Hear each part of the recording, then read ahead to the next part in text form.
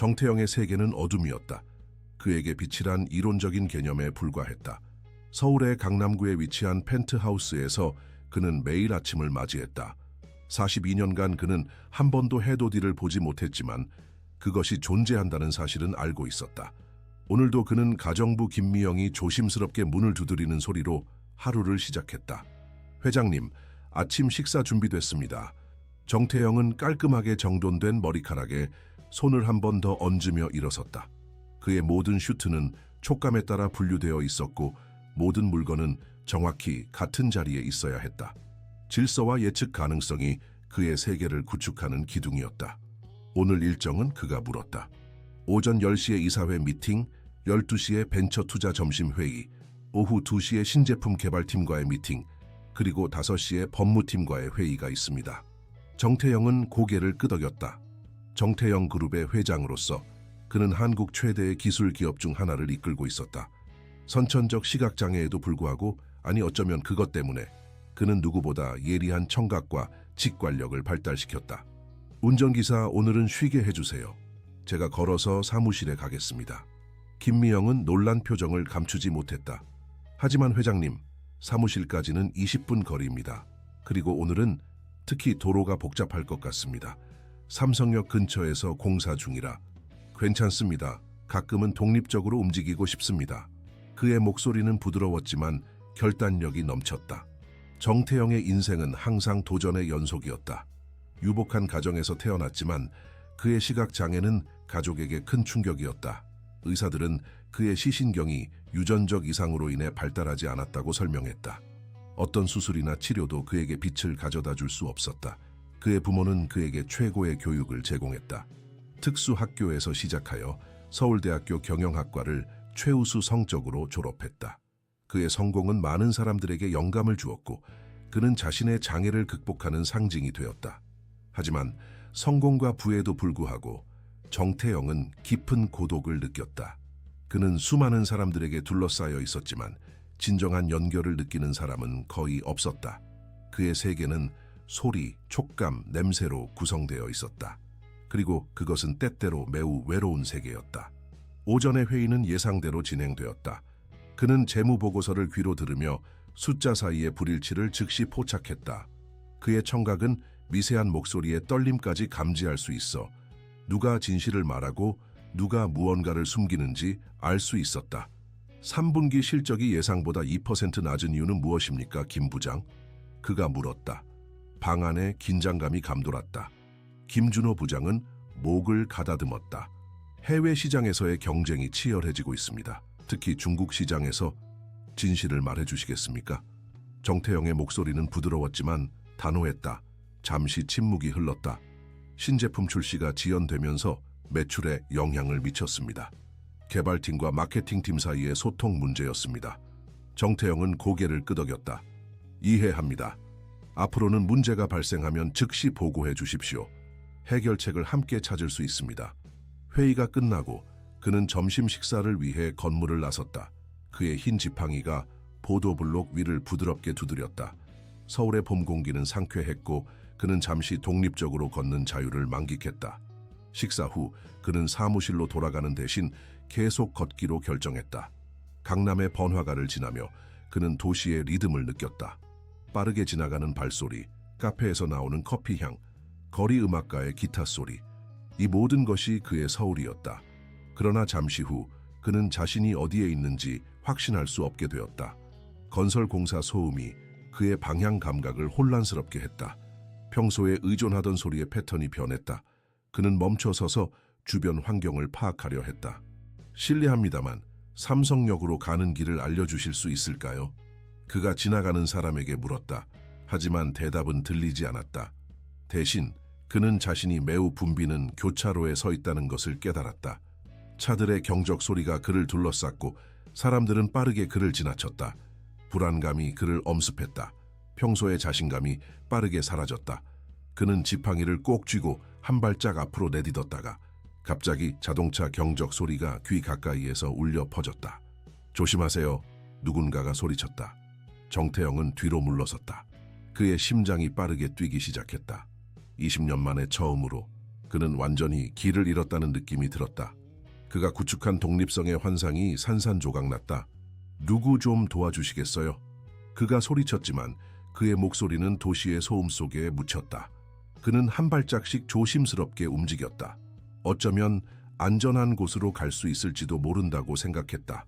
하지만 갑자기 그의 지팡이가 무언가에 걸렸고 그는 균형을 잃었다. 그 순간 작고 따뜻한 손이 그의 팔을 잡았다. 너무 작고 섬세해서 어린아이의 손임이 분명했다. 하지만 그 작은 손의 힘은 단호했다. 정태영은 멈춰 섰다. 누구세요? 대답은 없었다. 대신 그 작은 손은 그의 팔을 부드럽게 당겼다. 마치 저를 따라오세요 라고 말하는 것 같았다. 일반적으로 정태영은 낯선 사람의 도움을 쉽게 받아들이지 않았다. 그는 자신의 독립성에 자부심을 가지고 있었다. 하지만 지금은 선택의 여지가 없었다. 그는 이 작은 안내자를 따랐다. 그들은 천천히 움직였다. 작은 손은 정확히 언제 멈추고 언제 움직여야 하는지 알고 있었다. 정태영은 교통소음이 점차 멀어지는 것을 느꼈다. 대신 새소리와 나무잎 바스락거리는 소리가 들려왔다. 그들은 공원에 들어선 것 같았다. 우리가 어디에 있는 건가요? 그가 물었다. 다시 한번. 대답은 없었다. 하지만 그는 벤치로 안내받았고 앉으라는 신호를 받았다. 정태영은 안도의 한숨을 내쉬었다. 위험한 교차로에서 벗어난 것만으로도 감사했다. 고마워요. 그가 말했다. 당신이 누구인지 모르겠지만 정말 감사합니다. 작은 발소리가 그의 주위를 맴돌았다. 그리고 나서 그는 무언가가 열리는 소리를 들었다. 가방이나 배낭을 여는 소리 같았다. 몇 초 후 그는 성냥이 그어지는 특유의 소리를 들었다. 그리고 그의 앞에서 작은 불빛이 켜졌다. 정태영은 평생 동안 완전한 어둠 속에 살았다. 그에게 빛이란 이론적인 개념이었다. 하지만 그 순간 그의 눈앞에 있는 작은 불꽃으로부터 무언가가 그의 의식을 관통했다. 그것은 시각이라고 부를 수 있는 것은 아니었다. 하지만 그의 평생 잠자고 있던 시신경의 미세한 전기 자극 같은 것이 느껴졌다. 그는 놀라서 눈을 깜빡였다. 그것은 반사적인 것이 아니라 순수한 놀라움에서 비롯된 것이었다. 42년간 한 번도 경험하지 못한 감각이었다. 이게 무엇인가요? 그의 목소리는 떨렸다. 작은 손이 그의 손을 잡고 캔들 쪽으로 안내했다. 그는 열을 느꼈고 그것이 촛불임을 알아차렸다. 촛불이군요. 그가 말했다. 그런데 나는 무언가를 느꼈어요. 이런 적이 한 번도 없었어요. 그는 자신의 안내자에게 더 많은 것을 물어보고 싶었지만 어떤 질문을 해야 할지 몰랐다. 그의 세계관이 흔들리고 있었다. 내 이름이 뭐예요? 그가 물었다. 다시 한번 대답은 없었다. 하지만 이번에는 작은 손가락이 그의 손바닥 위에 무언가를 그렸다. 그는 그것이 한글 문자임을 느꼈다. 소율. 그가 천천히 읽었다. 소율이 내 이름이구나. 작은 손이 그의 손을 꼭 쥐었다. 얘라는 의미였다. 소율아 고마워. 네가 오늘 나를 구했어. 하지만 넌 왜 말을 하지 않니? 소율은 그의 손을 다시 잡고 자신의 목을 가리켰다. 그리고 고개를 저었다. 정태영은 이해했다. 넌 말을 할 수 없구나. 소율의 손이 다시 한번 그의 손을 꼭 쥐었다. 그럼 넌 어디에 사니? 부모님은 어디 계시니? 소율의 손이 그의 손을 놓았다. 잠시 침묵이 흘렀다. 그리고 나서 그녀는 그의 손바닥에 다시 글자를 썼다. 정태영은 혼란스러웠다. 부모님이 없다는 거니? 그럼 넌 어디에 사니? 소율은 그의 손을 당겼다. 그녀는 그에게 무언가를 보여주고 싶은 것 같았다. 정태영은 망설였다. 그는 이미 오늘 계획된 회의를 놓쳤다. 그의 비서는 분명히 걱정하고 있을 것이다. 하지만 이 작은 소녀가 그에게 무언가 중요한 것을 가르쳐 주었다. 그는 생애 처음으로 빛의 존재를 느꼈다. 그리고 그녀는 위험에서 그를 구했다. 좋아 소율아, 나를 안내해줘. 소율은 그의 손을 잡고 그들은 함께 공원을 떠났다. 그녀의 작은 발걸음은 확신에 차 있었고 그는 처음으로 다른 사람에게 완전히 의지하며 걸었다. 정태영은 자신이 이 작은 소녀와의 만남이 그의 인생을 영원히 변화시킬 것이라는 예감을 느꼈다. 그의 세계가 처음으로 확장되기 시작했고 어둠 속에서 가능성의 희미한 빛이 보이기 시작했다.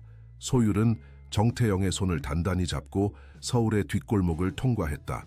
그들은 번화가에서 점점 멀어졌고 정태영은 주변 환경의 변화를 감지했다. 차량 소음이 줄어들고 건물들 사이에 간격이 넓어졌으며 공기는 더 무거워졌다. 우리가 어디로 가고 있는 거니? 정태영이 물었지만 예상대로 대답은 없었다. 대신 소율의 작은 손이 그의 손을 더 꼭 잡았다. 약 15분 후 그들은 멈췄다. 정태영은 많은 아이들의 소리를 들을 수 있었다. 웃음소리, 울음소리, 그리고 작은 발걸음 소리가 그를 둘러쌌다. 여기가 어디지? 그가 다시 물었다. 이번에는 다른 목소리가 대답했다. 중년 여성의 목소리였다. 안녕하세요, 손님. 해바라기 아동보호소에 오신 것을 환영합니다. 소율이가 손님을 모셔왔군요. 정태영은 놀랐다. 아동보호소요? 네, 저는 이곳의 원장 박지선입니다. 소율이는 우리 보호소의 아이입니다. 그런데 왜 소율이가 손님을 여기로 모셔왔는지. 정태영은 깊게 숨을 들이마셨다. 제가 길을 잃었습니다. 교차로에서 위험한 상황이었는데 소율이가 저를 구해주었어요. 제 이름은 정태영입니다. 박지선의 숨을 들이마시는 소리가 들렸다. 정태영 그룹의 회장님이신가요? 맞습니다. 정태영은 간단히 대답했다. 그는 자신의 사회적 지위를 내세우는 것을 좋아하지 않았다. 이런 죄송합니다. 소율이가 폐를 끼쳤다면 전혀요. 오히려 제가 감사해야 합니다. 소율이가 저를 도와주지 않았다면 큰일이 날 뻔했어요. 정태영은 소율의 손이 여전히 자신의 손을 잡고 있음을 느꼈다. 그는 무릎을 꿇어 소율의 키에 맞췄다. 소율아, 정말 고마워. 네가 오늘 날 구해줬어. 소율의 작은 손이 정태영의 얼굴을 조심스럽게 만졌다. 그것은 마치 그의 표정을 읽는 것 같았다. 그리고 나서 그녀는 그의 손을 당겨 어딘가로 이끌었다. 소율이가 손님을 어디론가 모시고 싶은 것 같네요. 박지선이 말했다. 제가 따라가도 될까요? 물론이죠. 정태영이 대답했다. 그들은 건물 안으로 들어갔다. 정태영은 오래된 나무 바닥이 그의 발 아래서 삐걱거리는 소리를 들었다. 공기는 약간 축축했지만 깨끗했다. 멀리서 피아노 소리가 들렸다. 소율이 멈췄다. 그녀는 정태영의 손을 놓고 무언가를 가지러 간 것 같았다. 우리는 소율이의 방에 있습니다. 박지선이 설명했다. 그녀는 4명의 다른 소녀들과 이 방을 공유하고 있어요. 소율이는 우리 보호소에서 가장 특별한 아이 중 하나입니다. 그녀는 말을 하지 못하지만 그림을 통해 자신을 표현하죠. 잠시 후 소율이 돌아왔다. 그녀는 정태영의 손에 무언가를 놓았다. 종이 한 장이었다. 그녀가 당신에게 그림을 주고 싶어 하는 것 같네요. 박지선이 말했다. 소율이의 그림은 매우 특별해요. 그녀는 항상 촛불을 그리죠. 정태영은 종이를 조심스럽게 만졌다. 그는 물감의 질감을 느낄 수 있었다. 이게 뭐죠? 촛불 그림이에요. 박지선이 대답했다. 밝은 노란색 불꽃과 주변에 어둠이 그려져 있어요. 소율이의 모든 그림은 항상 이런 식이에요. 촛불은 그녀에게 특별한 의미가 있는 것 같아요. 정태영은 그림을 조심스럽게 들고 있었다. 그 순간 그는 다시 한번 이상한 감각을 느꼈다. 그것은 공원에서 촛불을 봤을 때와 같은 감각이었다. 마치 그의 시신경이 깨어나려고 하는 것 같았다. 소율이는 언제부터 여기 있었나요? 그가 물었다. 박지선은 잠시 침묵했다. 소율이가 우리에게 왔을 때 그녀는 겨우 3살이었어요. 그녀는 노숙자 할머니와 함께 있었는데 그 할머니가 더 이상 소율이를 돌볼 수 없게 되어 우리에게 데려왔죠. 그 할머니는 소율이의 할머니가 아니었고 단지 그녀를 돌보던 분이었습니다. 소율이의 부모님에 대한 정보는 전혀 없어요. 정태영은 고개를 끄덕였다. 소율이가 왜 말을 하지 못하는지 아시나요? 의사들은 그녀가 선천적으로 말을 할 수 없다고 했어요. 그녀의 성대는 정상이지만 뇌의 언어 중추에 문제가 있는 것 같아요. 그러나 그녀는 매우 영리해요. 모든 것을 이해하고 자신만의 방식으로 의사소통을 하죠. 정태영은 깊은 생각에 잠겼다. 그는 자신과 소율 사이에 이상한 연결을 느꼈다. 그들은 모두 자신만의 방식으로 세상과 단절되어 있었다. 그는 볼 수 없었고 그녀는 말할 수 없었다. 제가 소율이와 더 이야기할 수 있을까요? 그가 물었다. 물론이죠. 박지선이 대답했다. 소율이도 당신을 좋아하는 것 같네요. 그녀는 보통 낯선 사람들과 이렇게 쉽게 친해지지 않아요. 박지선은 잠시 그들을 혼자 두기 위해 물러났다. 정태영은 침대 가장자리에 앉았고 소율은 그 옆에 앉았다. 소율아, 내 그림 정말 고마워. 나는 볼 수 없지만 왠지 이 그림에서 특별한 것을 느끼는 것 같아. 소율은 그의 손을 잡고 자신의 손바닥에 글자를 썼다. 빛. 정태영이 읽었다. 너는 빛에 대해 이야기하고 싶니? 소율의 손이 그의 손을 꼭 쥐었다. 나는 평생 동안 어둠 속에서 살았어. 빛이 무엇인지 모르지만 오늘 내 촛불을 통해 무언가를 느꼈어. 그게 빛일까? 소율은 그의 손바닥에 다시 글자를 썼다. 볼 수 있어? 정태영이 천천히 읽었다. 정태영은 슬프게 미소 지었다. 아니, 소율아, 나는 볼 수 없어. 내 눈은 태어날 때부터 작동하지 않았어. 소율은 잠시 가만히 있다가 갑자기 일어섰다. 그녀는 무언가를 찾고 있는 것 같았다. 잠시 후 그녀는 돌아왔고 정태영의 손에 무언가를 놓았다. 이게 뭐니? 그가 물었다. 그것은 성냥갑이었다. 소율은 그의 손을 잡고 성냥 하나를 꺼내도록 도왔다. 네가 원하는 게 뭔지 모르겠어, 소율아. 소율은 그의 손을 안내하여 성냥을 그었다. 불이 붙었고 정태영은 다시 한번 그 이상한 감각을 느꼈다. 그것은 마치 그의 눈앞에 있는 어둠이 조금 물러난 것 같았다. 이게 이런 느낌이 처음이야. 그가 속삭였다. 소율은 그의 손에 글자를 썼다. 희망? 정태영은 고개를 끄덕였다. 그래, 소율아. 이것은 희망이야. 그들은 한참 동안 그렇게 앉아 있었다. 성냥이 다 타서 꺼질 때까지 정태영은 그 작은 빛을 느꼈다. 그리고 그 경험은 그의 영혼을 깊이 움직였다. 마침내 그는 일어나야 했다. 그의 비서와 직원들은 분명히 그를 찾고 있을 것이다. 소율아, 이제 가봐야 해. 하지만 다시 올게. 그리고 네가 나에게 가르쳐준 것에 대해 정말 고마워. 소율은 그의 손을 꼭 잡았다가 놓았다. 그것은 작별 인사였다. 정태영은 박지선을 찾아 아동보호소에 대해 더 많은 이야기를 나눴다. 그는 보호소의 상태와 재정적 어려움에 대해 들었다. 그리고 그는 결정을 내렸다. 제가 도울 수 있는 방법이 있을 거예요. 그가 말했다. 그리고 소율이 그녀를 다시 보고 싶습니다. 언제든지 방문하실 수 있습니다, 정 회장님. 소율이도 분명히 기뻐할 거예요. 정태영은 자신의 명함을 건넸다. 제 개인 번호입니다. 언제든지 연락 주세요. 그리고 제 비서에게 연락해서 차량을 보내달라고 할게요. 박지선은 감사히 명함을 받았다. 정말 감사합니다. 소율이가 오늘 좋은 일을 한 것 같네요. 그 이상입니다. 정태영이 대답했다. 소율이는 제게 새로운 가능성을 보여주었어요. 차가 도착하고 정태영은 보호소를 떠났다. 차 안에서 그는 여전히 소율이 준 그림을 손에 쥐고 있었다. 그는 그림의 질감을 손가락으로 느끼며 그 작은 소녀가 그에게 준 희망의 메시지를 생각했다. 김 비서, 그가 말했다. 네, 회장님. 내일 아침 일정을 비워주세요. 중요한 약속이 있습니다. 네, 회장님. 어떤 약속인지 물어봐도 될까요? 정태영은 미소 지었다. 최고의 안과 전문의를 만나야 합니다. 그날 밤 정태영은 오랜만에 깊은 잠을 잤다. 그리고 그는 꿈을 꿨다. 그 꿈에서 그는 작은 촛불이 어둠 속에서 춤추는 것을 보았다. 그리고 그 불꽃 뒤에는 작은 소녀가 미소 짓고 있었다. 그는 깨어났을 때 자신이 미소 짓고 있음을 깨달았다.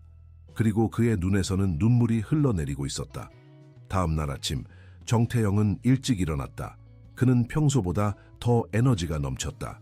그의 마음은 이미 새로운 가능성으로 가득 차 있었다. 김 비서, 오늘의 일정은 어떻게 되나요? 그가 전화로 물었다. 회장님, 오전 10시에 서울대학교 병원 안과의 최지훈 교수님과의 약속이 있습니다. 그 후에는 일정을 비워두었습니다. 회장님의 지시대로요. 완벽합니다. 그리고 오후에는 해바라기 아동보호소로 가야 합니다. 네, 회장님. 차량을 준비하겠습니다.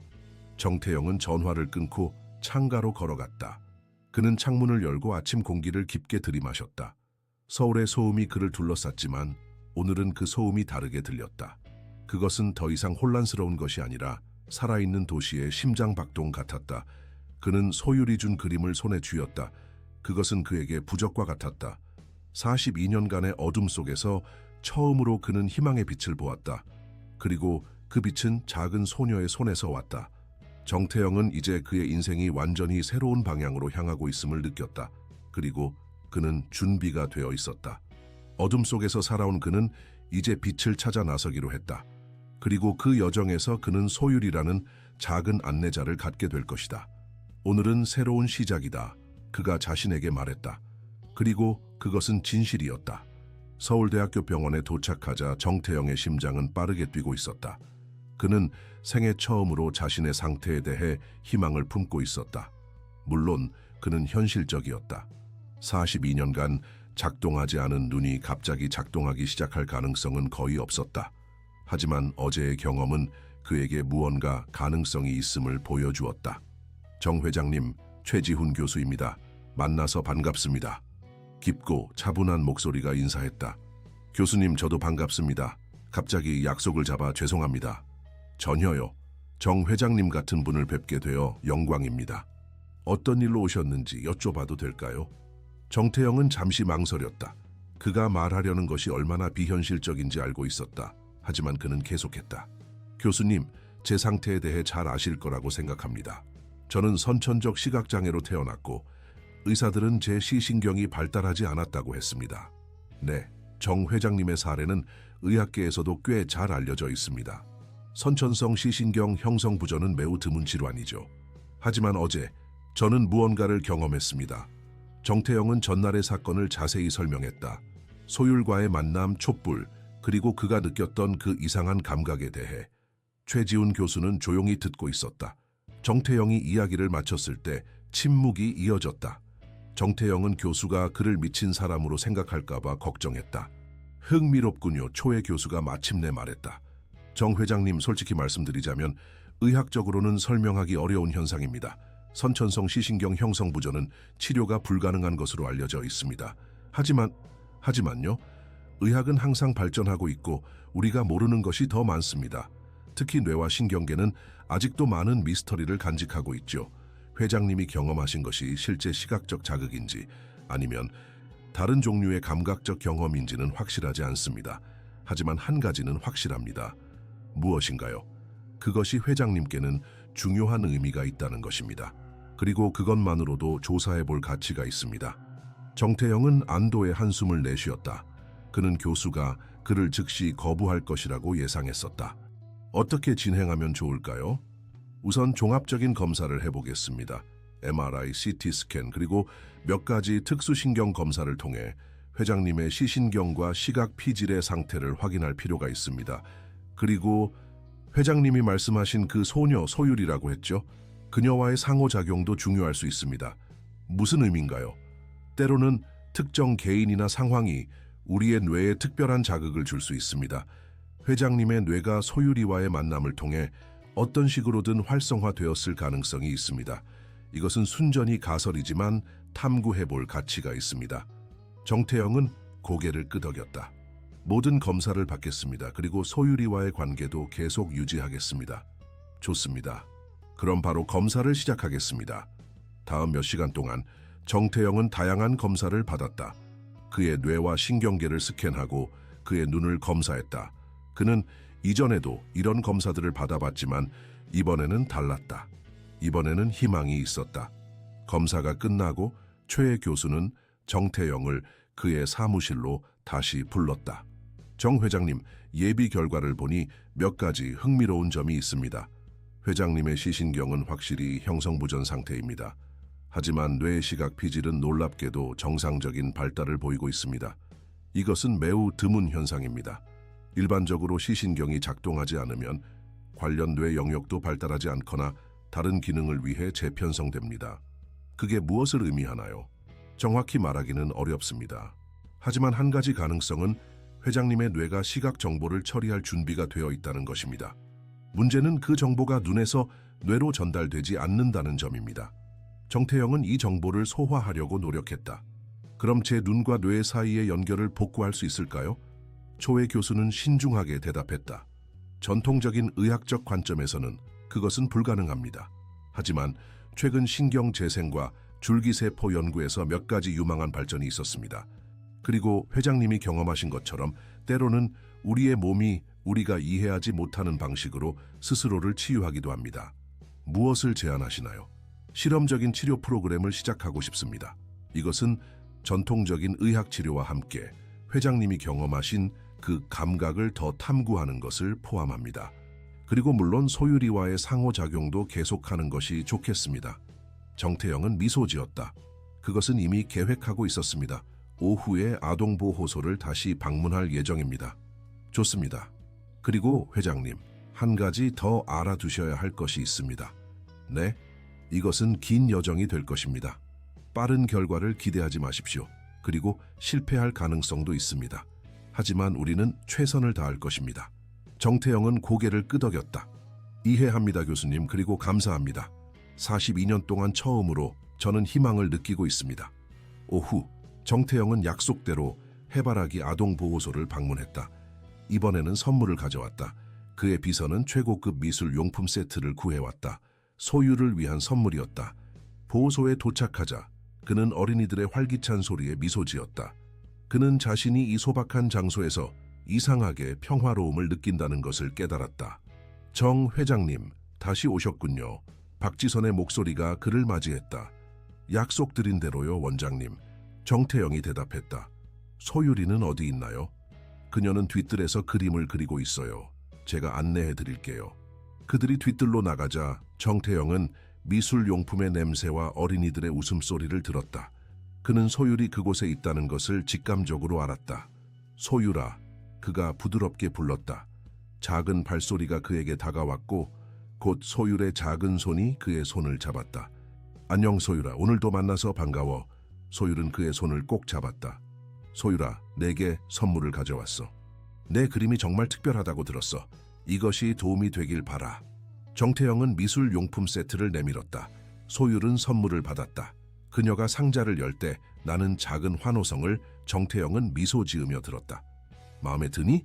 그가 물었다. 소율은 그의 팔을 끌어당겨 고개를 끄덕이는 동작을 느끼게 했다. 다행이구나. 나도 오늘 좋은 소식이 있어. 의사 선생님이 내 눈이 그냥 어쩌면 나아질 수도 있대. 확실하진 않지만 희망이 있어. 소율의 손이 그의 손바닥에 글자를 썼다. 정말? 그래, 정말이야. 그리고 그건 내 덕분이야, 소율아. 소율은 갑자기 그를 끌어당겨 안았다. 그것은 작고 따뜻한 포옹이었다. 정태영은 놀랐지만 곧 그녀를 부드럽게 안아주었다. 고마워, 소율아. 잠시 후 소율은 그의 손을 다시 잡고 어딘가로 이끌었다. 어디 가니? 정태영이 물었다. 소율이가 당신에게 무언가를 보여주고 싶은 것 같아요. 박지선이 설명했다. 아, 그녀의 특별한 장소로 안내하는 것 같네요. 그들은 보호소의 뒤편으로 걸어갔다. 정태영은 나무잎이 바스락거리는 소리와 새들의 지저귐을 들었다. 그들은 작은 언덕을 올랐고 마침내 멈췄다. 여기는 보호소의 작은 정원이에요. 박지선이 설명했다. 소율이는 이곳에서 많은 시간을 보내죠. 그녀는 이곳에 작은 꽃밭을 가꾸고 있어요. 소율은 정태영의 손을 꽃밭으로 안내했다. 그녀는 그의 손을 꽃잎에 대게 했다. 장미군요, 정태영이 말했다. 향기가 아름답네요. 소율은 다시 그의 손바닥에 글자를 썼다.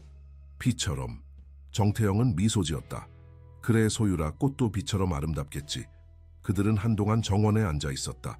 정태영은 소율에게 자신의 인생 이야기를 들려주었다.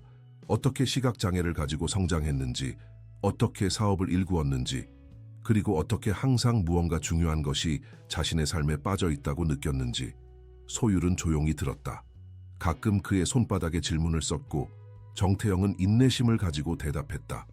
해가 지기 시작할 때 정태영은 떠날 시간이 되었음을 알았다. 하지만 그는 떠나기 전에 중요한 질문이 있었다. 박 원장님, 소율이에 대해 더 알고 싶습니다. 그녀의 과거, 그녀가 여기 오게 된 경위에 대해 더 자세히 알 수 있을까요? 박지선은 잠시 망설였다. 우리가 아는 것은 많지 않습니다. 소율이가 우리에게 왔을 때 그녀를 데려온 노숙자 할머니는 그녀가 버려졌다고 했어요. 할머니는 그녀를 약 1년 동안 돌봤지만 더 이상 그럴 수 없게 되었죠. 소율이의 부모에 대한 정보는 전혀 없었어요. 그 할머니는 지금 어디 계신가요? 안타깝게도 그 할머니는 소율이를 우리에게 데려온 몇 달 후에 돌아가셨어요. 그녀는 이미 매우 연로하셨고 건강이 좋지 않으셨죠. 정태영은 깊은 생각에 잠겼다. 소율이의 건강 기록은 있나요? 의료 검사 결과나? 기본적인 것은 있습니다. 그녀는 일반적으로 건강합니다. 언어 장애 외에는 특별한 건강 문제가 없어요. 하지만 그녀는 정기적으로 악몽에 시달려요. 밤에 자주 깨고 때로는 울면서 깨죠. 그녀가 그림을 그리기 시작한 것은 언제부터인가요? 우리에게 왔을 때부터요. 처음에는 단순한 낙서였지만 곧 그녀는 항상 같은 주제를 그리기 시작했어요. 촛불이요. 항상 촛불이었습니다. 정태영은 고개를 끄덕였다. 박 원장님, 한 가지 제안이 있습니다. 네, 정 회장님. 소유리가 정기적으로 서울대학교 병원에서 검진을 받을 수 있도록 하고 싶습니다. 최지훈 교수가 그녀를 봐주실 거예요. 그리고요?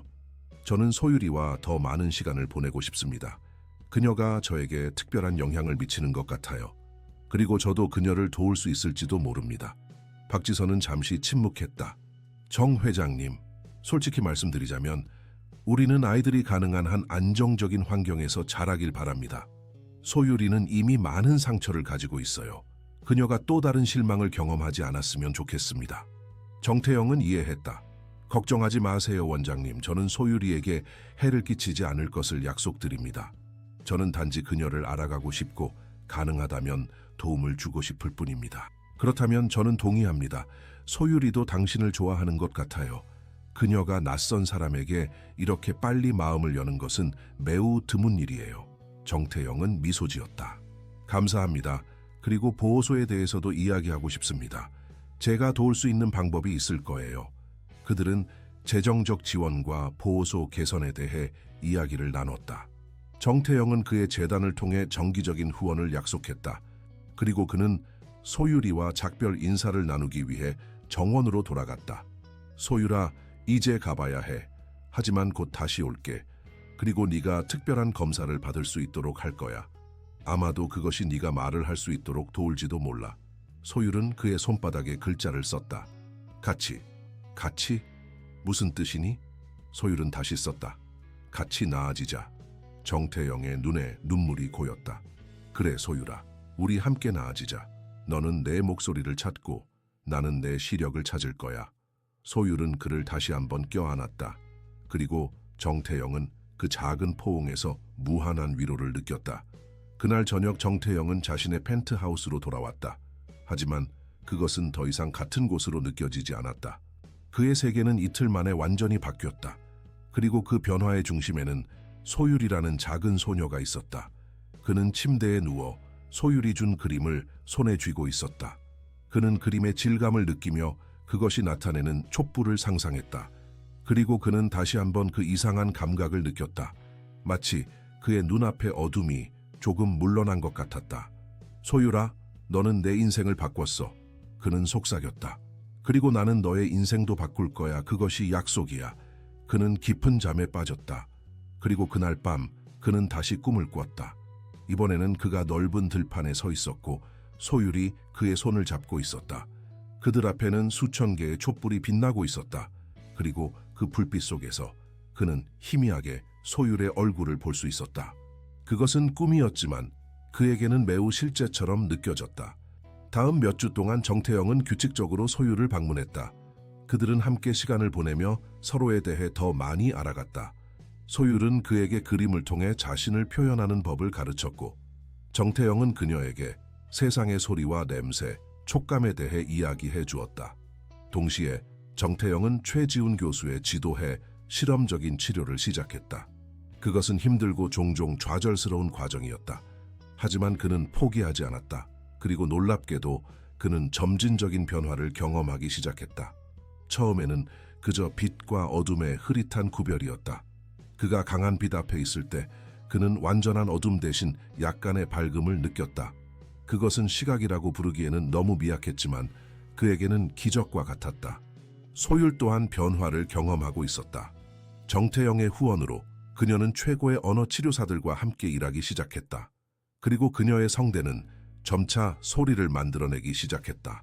처음에는 단순한 소리에 불과했지만 그것은 시작이었다.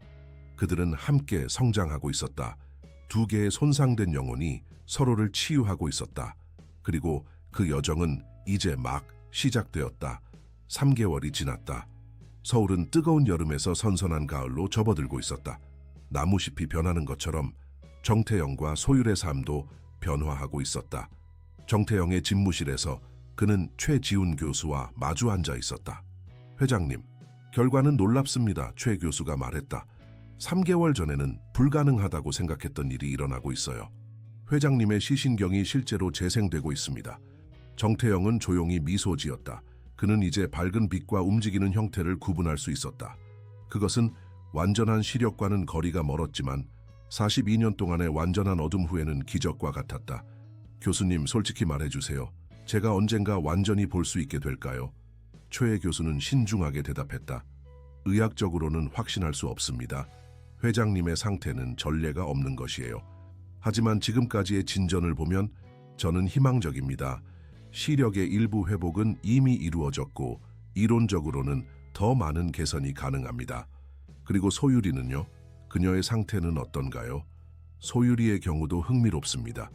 그녀의 문제는 선천적인 성대 마비가 아닙니다. MRI 결과 그녀의 뇌에서 언어를 담당하는 부분에 경미한 손상이 있는 것으로 나타났습니다.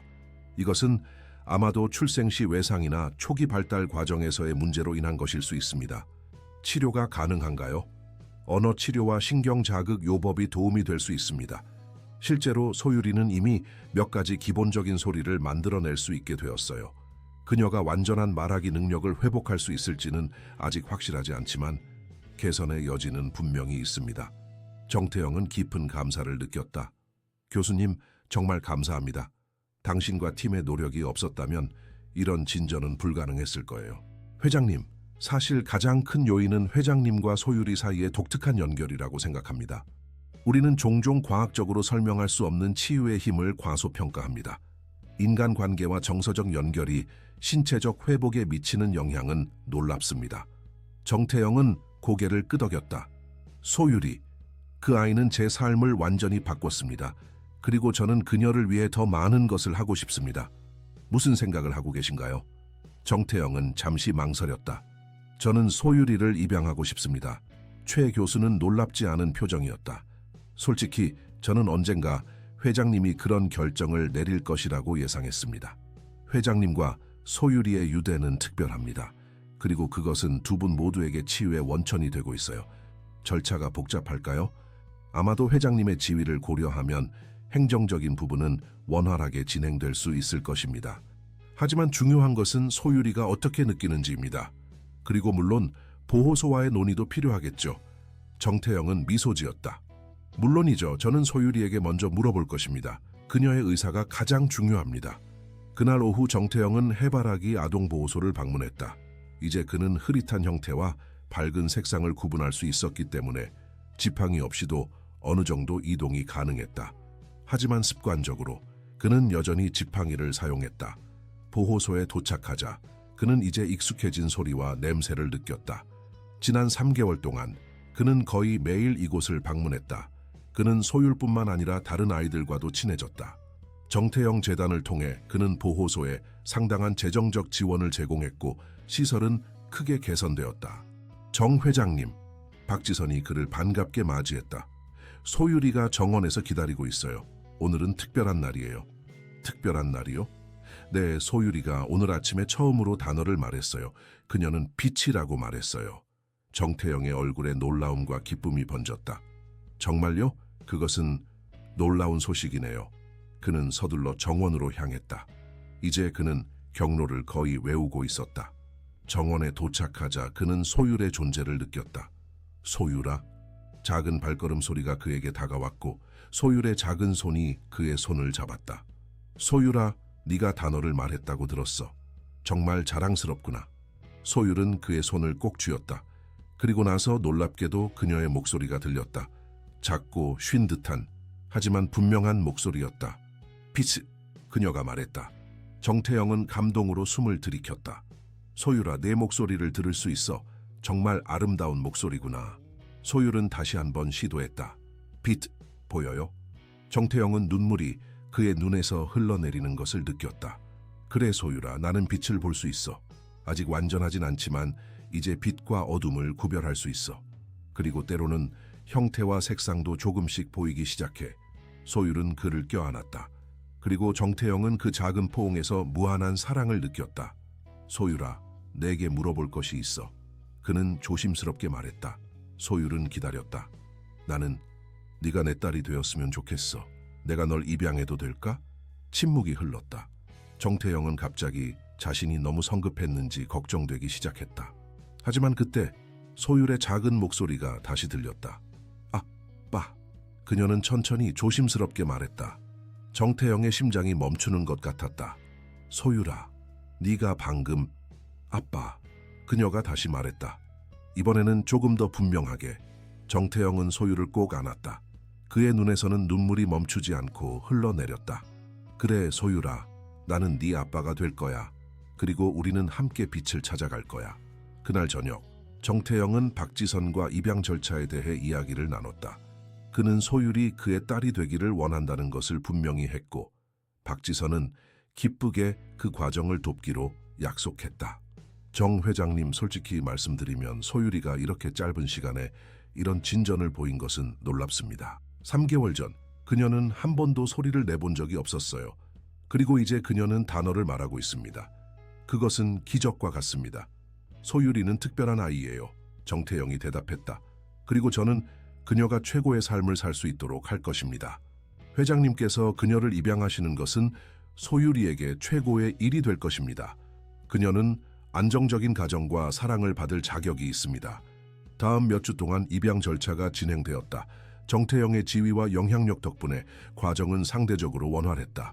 물론 적절한 심사와 가정 방문이 있었지만 모든 사람이 이 입양이 소율에게 최선의 이익이 될 것이라는 데 동의했다. 동시에 정태영과 소율의 의료 치료도 계속되었다. 정태영의 시력은 계속해서 조금씩 개선되었다. 그는 이제 더 많은 형태와 색상을 구별할 수 있었고, 때로는 가까운 거리에서 사람의 얼굴 윤곽도 희미하게 볼 수 있었다. 소율의 언어 능력도 놀랍게 발전했다. 그녀는 이제 몇 가지 기본적인 단어를 말할 수 있었고, 간단한 문장을 구성하기 시작했다. 그녀의 목소리는 여전히 약하고 가끔 떨렸지만 점점 강해지고 있었다. 입양 절차가 거의 완료되었을 때 정태영은 소율에게 특별한 선물을 주기로 결정했다. 그는 강남에 있는 그의 펜트하우스를 개조하여 소율을 위한 완벽한 방을 만들었다. 그것은 밝은 색상으로 꾸며진 넓은 공간이었고, 한쪽 벽은 완전히 미술용품으로 채워져 있었다. 또 다른 벽에는 소율의 그림을 전시할 수 있는 갤러리가 설치되었다. 하지만 가장 특별한 것은 천장이었다. 정태영은 세계적으로 유명한 조명 디자이너를 고용하여 천장 전체를 작은 조명으로 채웠다. 그것은 마치 밤하늘의 별처럼 보였고, 소율이 원할 때마다 그녀만의 별빛 아래에서 잠들 수 있었다. 입양이 공식적으로 완료된 날, 정태영은 소율을 그녀의 새 집으로 데려왔다. 그는 그녀의 방으로 안내했고, 그녀가 들어갔을 때 그녀의 작은 환호성을 들었다. 마음에 드니? 그가 물었다. 예쁘다. 소율이 속삭였다. 별, 네가 항상 빛 속에서 살 수 있도록 했어. 정태영이 설명했다. 이제 우리는 가족이야, 소율아. 너는 내 딸이고 나는 네 아빠야. 소율은 그에게 달려와 껴안았다. 아빠, 사랑해요. 정태영은 그녀를 안아들었다. 나도 너를 사랑해, 소율아. 네가 내 인생의 빛을 가져다 주었어. 그날 밤, 정태영은 소율을 그녀의 새 침대에 눕히고 이야기를 읽어주었다. 그는 이제 큰 글씨를 읽을 수 있었고, 그것은 그에게 또 다른 기적이었다. 소율은 조용히 듣다가 이야기가 끝날 무렵 잠이 들었다. 정태영은 잠든 그녀를 바라보았다. 그의 시력은 여전히 희미했지만 그는 그녀의 작은 얼굴의 윤곽을 볼 수 있었다. 그는 자신의 인생이 얼마나 변했는지 생각했다. 3개월 전 그는 어둠 속에서 혼자였다. 이제 그는 빛을 보기 시작했고 사랑하는 딸이 있었다. 그는 소율의 이마에 부드럽게 키스했다. 고마워, 내 작은 빛. 그는 속삭였다. 정태영은 조용히 방을 나왔지만 완전히 나가기 전에 뒤를 돌아보았다. 천장에 작은 조명들이 부드럽게 빛나고 있었고, 그것은 마치 소율이 자신만의 별자리 아래에서 잠들어 있는 것처럼 보였다. 그는 미소 지으며 문을 닫았다. 그의 삶은 이제 새로운 장을 시작했다. 그리고 그것은 빛과 사랑으로 가득 찬 장이었다. 다음 몇 주 동안 정태영과 소율은 새로운 일상에 적응했다. 정태영은 자신의 일정을 재조정하여 소율과 더 많은 시간을 보낼 수 있게 했다. 그는 아침에 그녀를 학교에 데려다주고 가능할 때마다 저녁에는 그녀를 직접 데리러 갔다. 소율은 특수학교에 등록했는데 이 학교는 언어 장애가 있는 아이들을 위한 최고의 시설을 갖추고 있었다.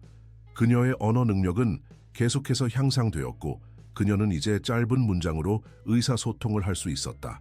정태영의 시력도 계속해서 개선되었다. 그는 이제 사람들의 얼굴을 더 명확하게 볼 수 있었고 책을 읽을 수 있었다.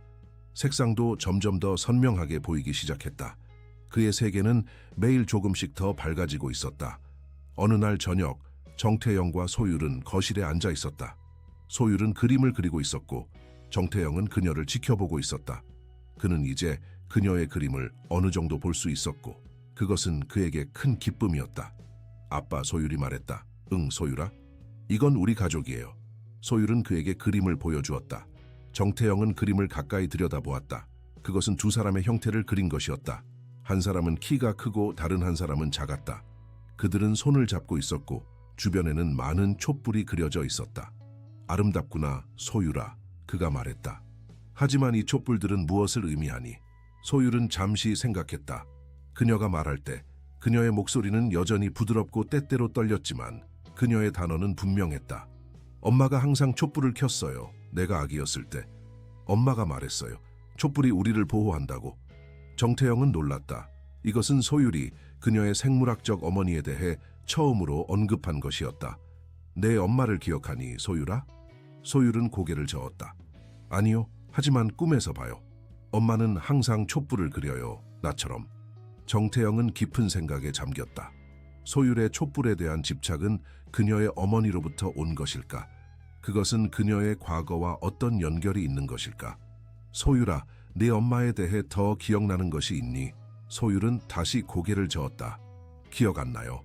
하지만 가끔 노래소리가 들려요, 꿈에서. 어떤 노래니? 소율은 작은 목소리로 허밍을 시작했다.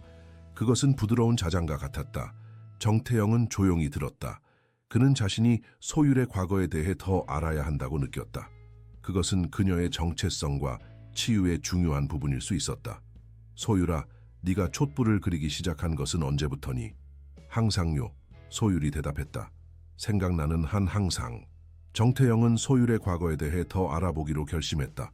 그것은 단순한 호기심이 아니었다. 그는 소율이 자신의 뿌리를 알아야 완전한 치유가 가능하다고 믿었다.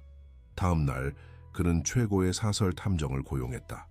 이우진은 전직 경찰로 지금은 가장 어려운 사건을 전문으로 하는 탐정이었다. 정 회장님, 솔직히 말씀드리자면 이것은 쉬운 일이 아닙니다. 이우진이 말했다. 소율이가 발견되었을 당시의 기록이 거의 없고 그녀를 돌보던 노숙자 할머니는 이미 돌아가셨습니다. 어떤 정보든 찾아주세요. 정태영이 부탁했다. 비용은 문제가 되지 않습니다. 최선을 다하겠습니다. 그리고 한 가지 질문이 있습니다. 소율이가 특별히 기억하는 것이 있나요? 장소, 소리, 냄새, 무엇이든 단서가 될 수 있습니다. 정태영은 소율의 촛불 그림과 그녀가 허밍한 자장가에 대해 이야기했다. 그리고 그녀는 꿈에서 그녀의 어머니가 촛불을 그리는 것을 본다고 합니다. 이우진은 이 정보를 기록했다 하면 흥미롭군요. 저는 이 단서들을 따라가 보겠습니다. 며칠 후 정태영은 소율과 함께 강남의 한 공원을 산책하고 있었다.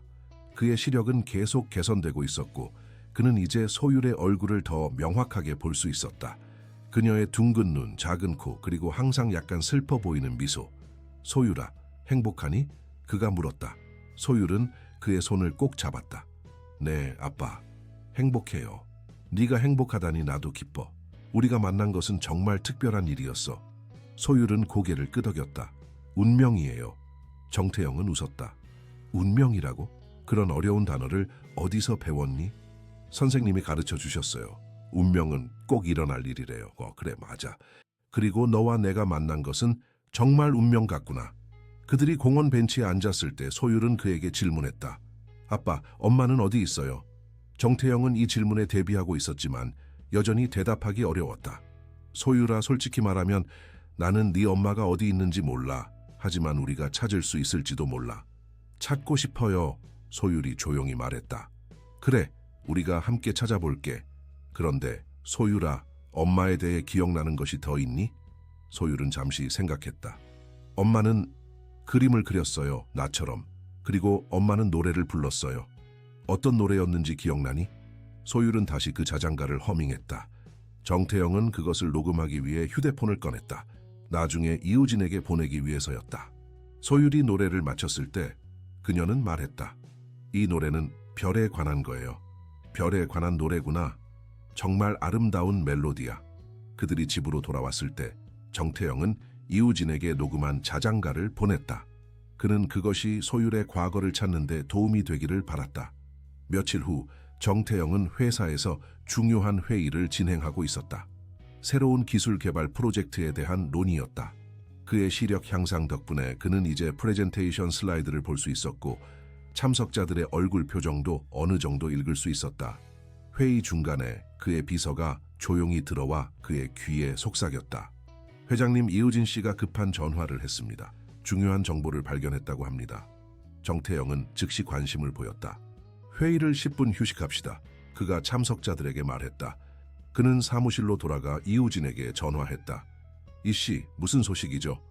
회장님, 소유리의 어머니로 추정되는 사람을 찾았습니다. 이우진의 목소리는 흥분으로 가득 차 있었다. 정말입니까? 어떻게 찾으셨죠? 자장가가 결정적인 단서였습니다. 그것은 매우 독특한 멜로디로 일반적인 자장가가 아니었습니다. 저는 음악 전문가에게 그 곡을 분석해달라고 부탁했고 그것이 특정 지역에서만 불리는 민요의 변형이라는 것을 알아냈습니다. 전라남도 해안 지역의 작은 마을에서 주로 불리는 노래입니다. 그래서요? 저는 그 지역을 조사했고 5년 전에 그 지역에서 실종된 한 여성에 관한 보고를 발견했습니다. 김지영이라는 26세 여성입니다. 그녀는 미술 교사였고 촛불 그림으로 유명했습니다. 정태영의 심장이 빠르게 뛰기 시작했다. 그녀가 소유리의 어머니라고 생각하시나요? 가능성이 매우 높습니다. 김지영 씨는 실종 당시 21세였고 그 시점은 소유리의 추정 출생 시기와 일치합니다. 게다가 그녀의 예술 작품은 소유리의 그림과 놀라울 정도로 유사합니다. 제가 사진을 보내드리겠습니다. 정태영은 즉시 이메일을 확인했다. 그는 이제 화면을 어느 정도 볼 수 있었고 김지영의 작품 사진을 보았다. 그것은 분명히 촛불 그림이었고 스타일이 소율의 그림과 매우 유사했다. 이 김지영 씨는 현재 어디에 있나요? 그것이 문제입니다, 회장님. 그녀는 여전히 실종 상태입니다. 하지만 그녀의 마지막 알려진 주소를 찾았고 그녀의 부모님이 여전히 그곳에 살고 계십니다. 저는 그들에게 연락하려고 했지만 아직 응답을 받지 못했습니다. 직접 가봐야겠습니다. 정태영이 결정했다. 당신도 함께 와주세요. 네, 회장님, 언제 출발하시겠습니까? 내일입니다. 모든 준비를 해주세요. 정태영은 전화를 끊고 깊은 생각에 잠겼다. 소율의 어머니가 살아있을 가능성이 있다면 그는 그녀를 찾아야 했다. 소율을 위해서. 그날 저녁 정태영은 소율에게 이 소식을 어떻게 전할지 고민했다. 그는 그녀에게 희망을 주고 싶었지만 동시에 그녀가 실망할 가능성도 준비시키고 싶었다. 소율이 잠자리에 들 시간이 되었을 때 정태영은 그녀의 방으로 갔다. 그는 이제 그녀의 방의 별빛 조명을 볼 수 있었고 그것은 정말 마법과 같았다. 소율아, 내게 말해줄 것이 있어. 그가 부드럽게 말했다. 소율은 침대에 앉아 그를 바라보았다. 우리가 네 엄마에 대한 정보를 찾았어. 아직 확실한 것은 아니지만 단서가 있어. 소율의 눈이 커졌다. 정말요? 엄마를 찾았어요? 아직은 아니야. 하지만 가능성이 있어. 내일 우리가 네 엄마의 부모님, 즉 내 외할머니와 외할아버지일 수도 있는 분들을 만나러 갈 거야. 저도 가요? 소율이 물었다. 정태영은 잠시 생각했다. 그는 소율이 실망할 가능성으로부터 그녀를 보호하고 싶었다. 하지만 동시에 이것은 그녀의 여정이기도 했다. 그래 소율아, 네가 원한다면 함께 가자. 소율은 기쁨에 찬 미소를 지었다. 엄마, 보고 싶어요. 정태영은 그녀를 안아주었다. 알아 소율아, 우리가 최선을 다할게.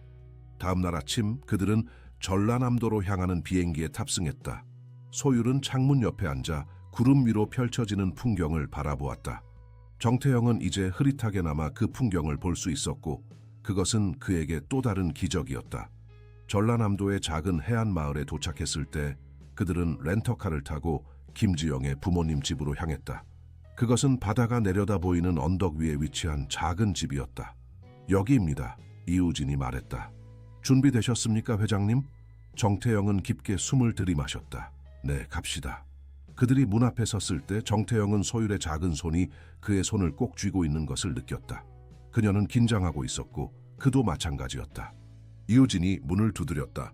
잠시 후 60대로 보이는 여성이 문을 열었다.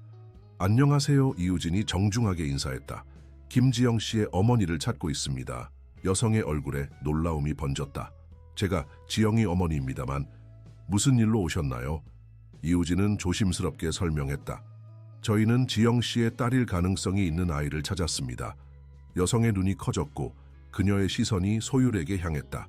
정태영은 그녀의 얼굴에서 충격과 희망, 그리고 두려움이 교차하는 것을 희미하게 볼 수 있었다. 들어오세요. 그녀가 떨리는 목소리로 말했다. 그들은 작은 거실로 들어갔다. 벽에는 다양한 그림들이 걸려 있었고 많은 것들이 촛불을 묘사하고 있었다. 여기 앉으세요. 여성이 소파를 가리키며 말했다. 제 남편은 곧 돌아올 거예요. 그는 낚시를 하러 나갔어요. 그들이 앉자 여성은 소율을 유심히 바라보았다. 이 아이가 지영이의 딸이라고요? 그럴 가능성이 있습니다. 정태영이 대답했다. 소율이는 8년 전 서울에서 노숙자 할머니에 의해 보호소에 맡겨졌습니다. 그녀는 선천적으로 말을 할 수 없었지만 최근에 치료를 통해 말하기 시작했습니다. 그리고 그녀는 항상 촛불 그림을 그립니다. 여성의 눈에 눈물이 고였다. 그림들.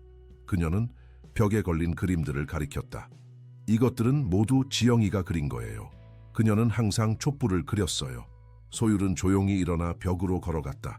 그녀는 그림들을 하나씩 바라보았다.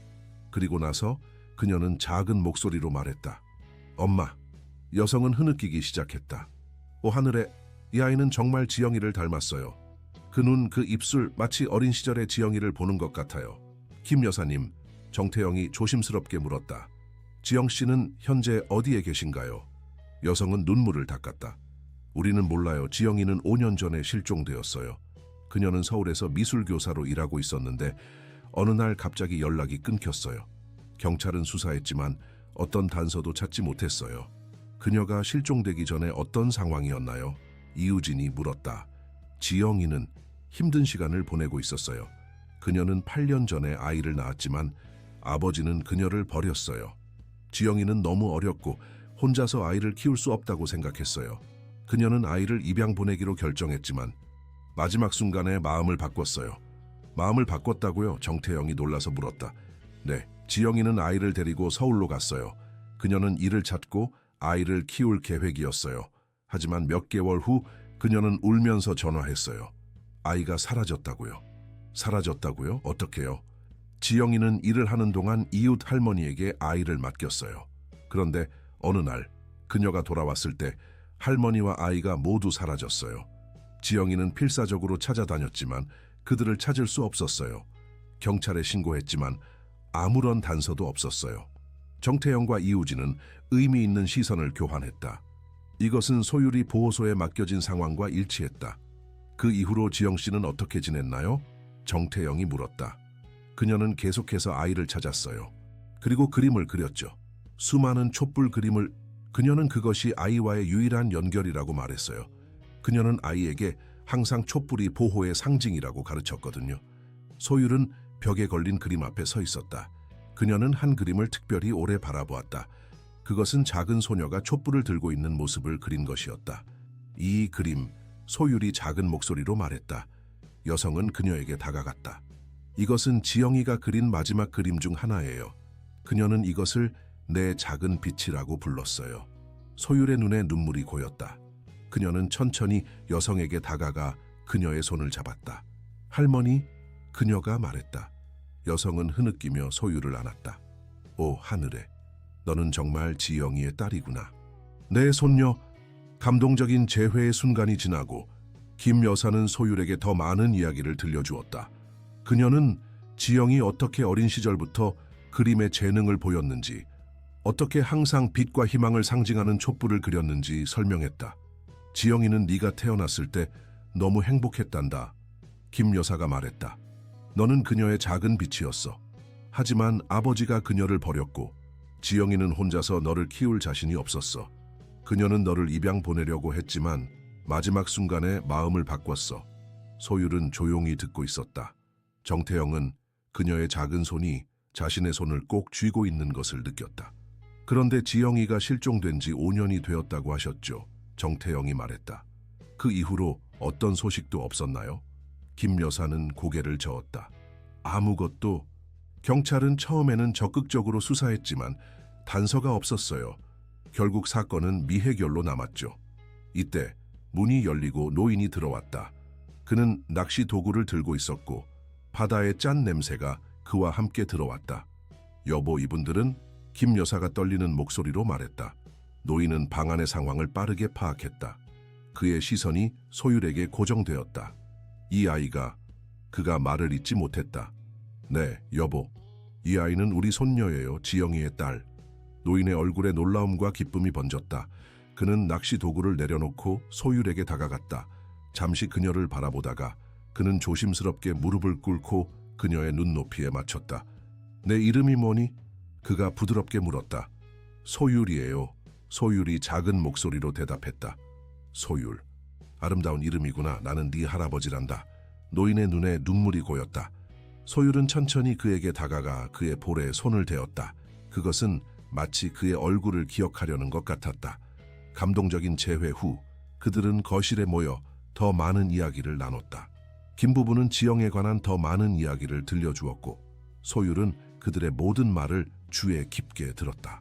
지영이가 항상 그린 촛불에는 특별한 의미가 있었어요. 김 여사가 설명했다. 그녀에게 촛불은 어둠 속의 희망을 상징했어요. 그녀는 어렸을 때부터 빛과 어둠의 대비에 매료되었죠. 정태영은 깊은 생각에 잠겼다. 소율도 같은 상징을 사용한다는 것은 우연이 아니었다. 그것은 그녀의 DNA에 새겨진 것 같았다. 김 여사님, 혹시 지영 씨가 마지막으로 있었던 장소나 그녀가 자주 가던 곳이 있나요? 이우진이 물었다. 그녀의 서울 아파트요. 하지만 경찰이 이미 그곳을 수색했어요. 아무것도 발견하지 못했죠. 그 아파트는 아직 있나요? 네, 우리가 임대료를 계속 내고 있어요. 지영이가 언젠가 돌아올 거라고 믿고 있거든요.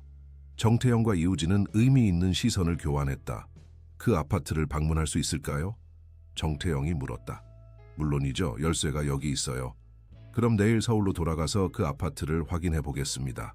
그들은 늦은 밤까지 이야기를 나눴다. 소율은 지영의 어린 시절 사진을 보았고 그녀의 그림들을 더 자세히 살펴보았다.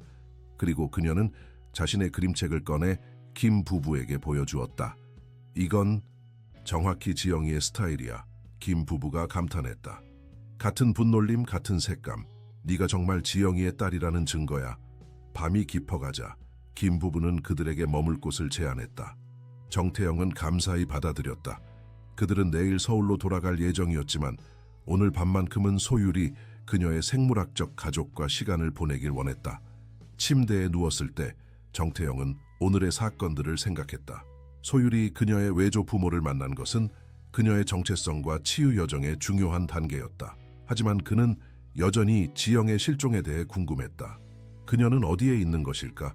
그리고 소율이 그녀를 만날 수 있을까? 다음 날 아침 그들은 김 부부와 작별 인사를 나눴다. 소율은 그들과 헤어지기 싫어했지만 정태영은 그들이 자주 방문할 것을 약속했다. 곧 다시 올게요. 소율이 김 여사를 안으며 말했다. 기다릴게 우리 소율아. 그리고 내 어머니. 네가 그녀를 찾을 수 있기를 바란다. 서울로 돌아가는 비행기 안에서 소율은 조용히 창밖을 바라보았다. 정태영은 그녀의 생각이 어디에 있는지 궁금했다. 소율아 괜찮니? 그가 물었다. 소율은 그를 바라보았다. 아빠, 엄마를 찾고 싶어요. 우리가 함께 찾을 거야, 소율아. 약속할게. 서울에 도착한 후 그들은 지영의 아파트로 향했다. 그것은 서울 북부의 조용한 동네에 있는 작은 원룸이었다. 아파트는 5년 동안 비어 있었지만 김 부부가 정기적으로 청소를 하도록 했기 때문에 상태는 양호했다. 문을 열고 들어가자 그들은 작은 공간이 그림으로 가득 차 있는 것을 발견했다. 벽에는 수십 개의 촛불 그림이 걸려 있었고 바닥에는 캔버스와 미술 용품이 여전히 놓여 있었다. 소율은 천천히 방 안을 걸어 다녔다. 그녀는 모든 그림을 자세히 살펴보았고 가끔 하나를 멈춰 더 오래 바라보았다. 이 장소에서 지영 씨의 흔적을 찾을 수 있을까요? 정태영이 이우진에게 물었다. 경찰이 이미 수색했지만 다시 한번 꼼꼼히 살펴볼 필요가 있습니다. 때로는 중요한 단서가 간과될 수 있으니까요. 그들은 아파트를 철저히 수색하기 시작했다.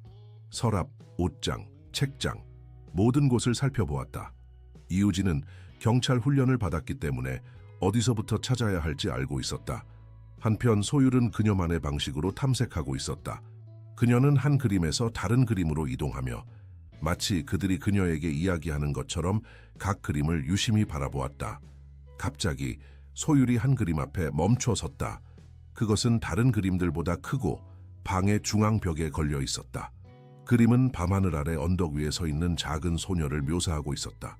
소녀는 촛불을 들고 있었고 그 빛이 어둠을 밝히고 있었다. 이거요, 소율이 말했다. 정태영과 이우진은 그녀에게 다가갔다. 무엇을 발견했니, 소율아? 정태영이 물었다. 소율은 그림의 한 부분을 가리켰다. 그것은 그림 하단에 있는 작은 별자리였다. 이건 특별한 의미가 있니? 이우진이 물었다. 소율은 고개를 끄덕였다. 엄마가 항상 그려요. 비밀 장소. 정태영은 그 별자리를 자세히 보았다.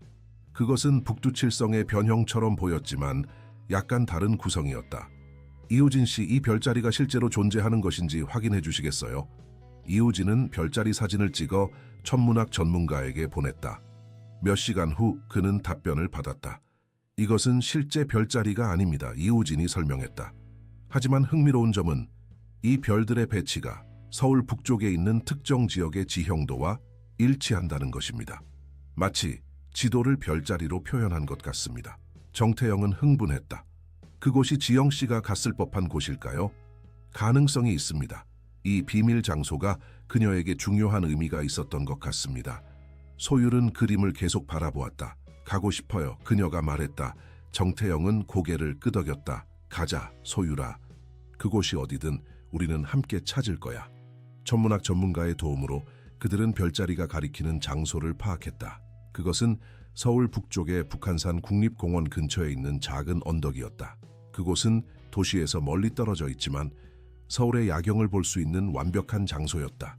다음 날 그들은 그 장소를 찾아 떠났다. 소율은 특히 흥분한 상태였다. 그녀는 창밖으로 풍경을 바라보며 가끔 작은 소리로 자장가를 허밍했다. 북한산에 도착한 후 그들은 지도에 표시된 장소로 향하는 하이킹을 시작했다. 그것은 쉬운 길이 아니었지만 소율은 놀라울 정도로 강인했다.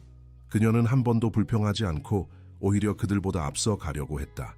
약 1시간의 하이킹 끝에 그들은 작은 언덕에 도착했다. 그곳에서 서울의 정형이 펼쳐졌다.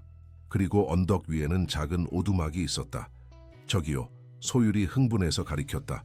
그들은 오두막으로 향했다. 그것은 오래되고 버려진 것처럼 보였지만 여전히 구조적으로는 안정적이었다. 이우진은 조심스럽게 문을 열었다. 오두막 안은 어둡고 먼지가 쌓여 있었지만 누군가가 이곳에 살았던 흔적이 있었다. 작은 침대, 테이블, 그리고 벽에 걸린 그림들. 누군가 여기 살았군요, 이우진이 말했다. 그리고 최근까지. 소율은 오두막 안으로 들어가 주위를 둘러보았다. 그녀는 벽에 걸린 그림들을 하나씩 살펴보았다. 그것들은 모두 촛불 그림이었다. 갑자기 소율이 침대 옆 작은 탁자로 향했다. 그곳에는 낡은 일기장이 놓여 있었다. 그녀는 그것을 집어들고 정태영에게 가져왔다. 이것을 읽어주세요, 아빠. 그녀가 부탁했다. 정태영은 일기장을 받아 조심스럽게 열었다. 그의 시력은 이제 많이 좋아졌지만 여전히 작은 글씨를 읽는 것은 어려웠다. 이우진이 도움을 주었다. 이것은 김지영 씨의 일기인 것 같습니다. 이우진이 말했다. 가장 최근 기록은 6개월 전입니다. 6개월 전이요? 정태영이 놀라서 물었다. 그녀가 실종된 지 5년이 지났는데 6개월 전까지 이곳에 있었다는 말인가요? 그런 것 같습니다. 일기를 읽어보겠습니다. 이우진은 최근 기록들을 읽기 시작했다. 오늘도 나는 도시를 내려다보며 내 작은 빛을 생각한다. 소율이는 이제 어디에 있을까? 8살이 되었을까? 그녀도 나처럼 그림을 그릴까? 나는 매일 그녀를 위해 촛불을 그린다. 언젠가 그녀가 이 빛을 따라 내게 돌아오기를 바라며 소율의 눈에서 눈물이 흘러내렸다. 엄마, 그녀가 속삭였다. 이우진은 계속 읽었다. 나는 내 상태가 점점 나빠지고 있음을 안다. 약이 다 떨어져 가고 의사를 만나러 갈 수도 없다. 하지만 나는 포기할 수 없다. 소율이를 찾을 때까지 그녀가 아팠던 것 같습니다. 이우진이 말했다. 그리고 마지막 기록에서 그녀는 약을 구하기 위해 도시로 내려갈 계획이라고 적었습니다. 정태영은 깊은 생각에 잠겼다. 그녀가 도시로 갔다가 돌아오지 못한 것 같습니다. 어쩌면 그녀의 상태가 악화되었을 수도 있어요. 병원 기록을 확인해 봐야 할 것 같습니다. 이우진이 말했다. 소율은 오두막 주변을 계속 살펴보았다. 그녀는 침대 밑에서 무언가를 발견했다. 그것은 작은 상자였다. 아빠 이거요? 그녀가 상자를 들고 왔다. 정태영은 상자를 열었다. 안에는 여러 장의 사진과 함께 병원 처방전과 의료 기록이 있었다. 사진들은 갓 태어난 아기의 모습을 담고 있었다. 그리고 그 아기는 분명히 소율이었다. 이것은 소율이의 출생 기록입니다. 이우진이 말했다. 그리고 이 처방전, 지영 씨는 심각한 우울증과 불안장애로 치료를 받고 있었습니다. 그리고 여기 서울 세브란스 병원의 입원 기록이 있습니다. 6개월 전이에요. 정태영의 심장이 빠르게 뛰기 시작했다. 서울 세브란스 병원이요? 그녀가 지금도 거기 있을 가능성이 있을까요? 확인해 봐야 합니다. 이우진이 말했다. 지금 병원에 연락해 보겠습니다. 그들은 오두막을 떠나 서둘러 하산했다. 소율은 조용했지만 그녀의 눈에는 결연한 의지가 빛났다. 그녀는 일기장과 사진들을 품에 꼭 안고 있었다. 차에 도착한 후 이우진은 즉시 세브란스 병원에 연락했다. 그는 자신이 김지영의 실종 사건을 조사하는 탐정이라고 설명하고 그녀의 기록을 확인하고 싶다고 요청했다. 죄송합니다만 환자 정보는 가족에게만 제공됩니다. 병원 측 담당자가 대답했다. 지영 씨의 부모님과 딸이 저와 함께 있습니다. 이우진이 설명했다. 이것은 매우 중요한 문제입니다. 몇 분간의 논의 끝에 병원 측은 김지영의 기록을 확인해 주기로 했다. 그들은 현재 환자 명단을 확인한 후 놀라운 소식을 전했다. 김지영 씨는 현재 저희 병원의 장기 요양 병동에 입원해 계십니다. 그녀는 6개월 전 심각한 건강 상태로 응급실에 왔고 그 이후로 의식불명 상태입니다. 정태영, 이우진, 그리고 소율은 충격적인 소식에 말을 잃었다. 지영은 살아있었지만 의식불명 상태였다. 지금 바로 병원으로 가겠습니다. 정태영이 결정했다. 그들은 서둘러 세브란스 병원으로 향했다. 차 안에서 정태영은 소율의 손을 꼭 잡고 있었다. 소율아, 괜찮니? 그가 물었다. 소율은 고개를 끄덕였다. 엄마, 보고 싶어요. 곧 만날 수 있을 거야. 하지만 엄마가 아프시다는 것을 알고 있어야 해. 그녀는 지금 깊은 잠에 빠져 있어. 소율은 다시 고개를 끄덕였다. 알아요. 하지만 제가 깨워줄 거예요. 정태영은 소율의 확신에 놀랐다. 어린 소녀의 눈에는 결연한 의지가 빛나고 있었다. 병원에 도착하자 그들은 즉시 안내 데스크로 향했다. 정태영은 자신의 신분을 밝히고 김지영을 만나고 싶다고 요청했다. 정 회장님, 병원 직원이 놀라며 말했다. 물론이죠. 김지영 씨의 담당 의사를 바로 불러드리겠습니다. 그들은 대기실로 안내받았고 곧 중년의 의사가 그들을 맞이했다. 안녕하세요. 저는 김지영 씨의 담당 의사 이현우입니다. 정 회장님이시죠. 그리고 이 어린 소녀는 제 이름은 소율이에요. 소율이 직접 대답했다. 저는 지영 엄마의 딸이에요. 의사의 눈이 커졌다. 오, 정말요? 김지영 씨에게 가족이 있는지 몰랐습니다. 그녀는 신원 미상으로 들어왔거든요. 그녀의 상태는 어떤가요? 정태영이 물었다. 의사는 깊게 숨을 들이쉬었다. 김지영 씨는 6개월 전 심각한 영양실조와 탈수 상태로 응급실에 왔습니다. 그리고 우리가 검사를 하는 동안 그녀는 혼수 상태에 빠졌습니다. 원인은 뇌내출혈이었습니다. 우리는 응급수술을 했고 출혈을 멈출 수 있었지만 그 이후로 그녀는 깨어나지 않고 있습니다. 회복 가능성은요? 이우진이 물었다. 의학적으로는 불확실합니다. 시간이 지날수록 회복 가능성은 줄어듭니다. 하지만 가끔 기적이 일어나기도 하죠. 소율은 조용히 듣고 있었다. 그녀의 작은 얼굴에는 결단력이 서려 있었다. 저희가 그녀를 볼 수 있을까요? 정태영이 물었다. 물론입니다. 따라오세요. 그들은 의사를 따라 병원 복도를 걸었다. 마침내 그들은 작은 개인 병실 앞에 도착했다. 여기입니다. 의사가 말했다. 그녀는 안정적인 상태지만 여전히 의식이 없습니다. 준비되셨나요? 소율이 먼저 고개를 끄덕였다. 그녀는 의사가 문을 열자마자 방 안으로 들어갔다. 병실 안은 조용했다. 창문으로 들어오는 부드러운 햇빛이 방을 밝히고 있었다. 침대에는 마른 여성이 누워 있었다. 그녀는 창백했지만 그녀의 얼굴은 평화로워 보였다. 그녀는 소율을 닮았다. 소율은 천천히 침대로 다가갔다. 그녀는 잠시 지영의 얼굴을 바라보았다. 그리고 나서 그녀는 조심스럽게 지영의 손을 잡았다. 엄마, 그녀가 부드럽게 불렀다. 지영은 움직이지 않았다. 기계의 일정한 소리만이 방 안을 채웠다. 소율은 지영의 침대 옆에 앉았다. 그녀는 지영의 손을 계속 잡고 그녀의 귀에 속삭였다. 엄마, 저예요. 소율이에요. 제가 찾았어요. 제가 돌아왔어요. 정태영과 이우진 그리고 의사는 문 근처에 조용히 서 있었다. 그들은 소율이 지영과 나누는 사적인 순간을 방해하고 싶지 않았다. 소율은 지영의 귀에 계속 속삭였다. 그리고 나서 그녀는 작은 목소리로 노래를 부르기 시작했다. 그것은 그녀가 항상 허밍하던 자장가였다. 이번에는 그녀가 가사를 기억해냈다. 작은 별이 빛나는 밤, 내 아기 편히 자렴. 엄마의 사랑 너를 감싸 어둠 속에서도 빛나리. 정태영은 그 노래를 들으며 감동했다. 소율의 목소리는 작았지만 그것은 방 전체를 채웠다. 그녀가 노래를 부를 때 그녀의 말더듬이나 떨림은 사라졌다. 그것은 마치 노래를 통해 그녀의 목소리가 진정한 힘을 찾은 것 같았다. 소율이 노래를 마쳤을 때 방은 다시 조용해졌다. 그녀는 지영의 손을 꼭 잡고 그녀의 얼굴을 바라보았다. 엄마, 일어나세요. 제가 기다리고 있어요. 모든 사람이 긴장된 침묵 속에서 기다렸다. 하지만 지영은 움직이지 않았다. 소율은 실망하지 않았다. 그녀는 자신의 작은 가방에서 무언가를 꺼냈다. 그것은 작은 양초였다. 그녀는 항상 그것을 가지고 다녔다. 소율아, 여기서는 불을 켤 수 없어. 정태영이 부드럽게 말했다. 소율은 고개를 끄덕였다. 알아요. 하지만 이건 특별한 양초예요. 그녀는 양초를 지영의 손 위에 놓았다. 그리고 나서 그녀는 정태영에게 다가와 그의 손을 잡았다. 아빠 같이요. 정태영은 이해했다. 그는 소율과 함께 지영의 침대 옆으로 갔다. 그들은 함께 지영의 손을 잡았다. 지영 씨, 정태영이 부드럽게 말했다. 제 이름은 정태영입니다. 저는 소율이의 양아버지가 되었습니다. 그녀는 놀라운 아이예요. 그녀는 저에게 빛을 가져다 주었어요. 제가 평생 동안 완전한 어둠 속에 살았는데 소율이가 저에게 빛을 보여주었어요. 그리고 이제 우리는 당신에게 그 빛을 다시 가져다 주고 싶어요. 소율은 지영의 다른 손을 잡았다. 엄마, 제발 일어나세요. 우리 함께 가요. 아빠와 함께 새로운 가족으로.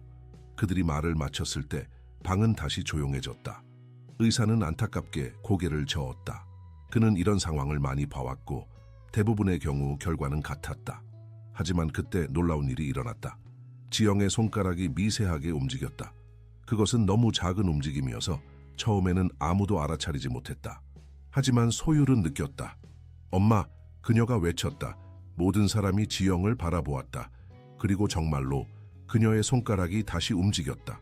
그리고 나서 그녀의 눈꺼풀이 흔들리기 시작했다. 의사는 즉시 그녀의 옆으로 달려갔다. 그는 그녀의 생체 신호를 확인하고 그녀의 눈에 작은 불빛을 비추었다. 이건 놀라운 일이에요. 그가 말했다. 그녀가 의식을 되찾고 있어요. 천천히, 매우 천천히. 지영의 눈이 떠졌다. 처음에는 그녀의 시선이 초점이 맞지 않았다. 하지만 점차적으로 그녀의 눈이 소율에게 고정되었다. 소율, 그녀의 목소리는 거의 들리지 않는 속삭임이었다. 6개월 동안 사용되지 않은 목소리였다. 소율의 눈에서 눈물이 흘러내렸다. 엄마, 지영은 미소를 지으려고 했다. 그것은 희미한 미소였지만 분명히 거기에 있었다.